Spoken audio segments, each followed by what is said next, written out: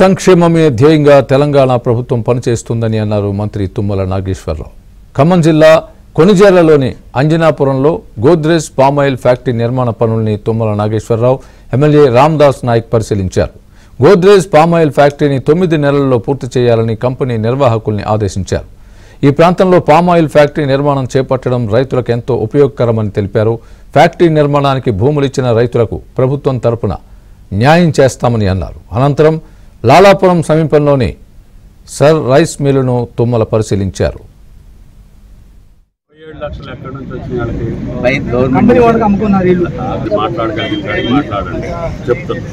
వాళ్ళు ఏం చేస్తారో చేయకపోతే ఏం చేయాలి.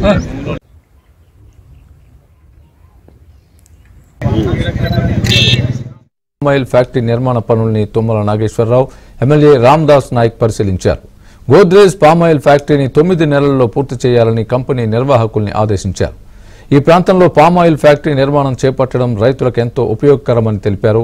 ఫ్యాక్టరీ నిర్మాణానికి భూములిచ్చిన రైతులకు ప్రభుత్వం తరపున న్యాయం చేస్తామని అన్నారు. అనంతరం లాలాపురం సమీపంలోని సర్ రైస్ మిల్లును తుమ్మల పరిశీలించారు.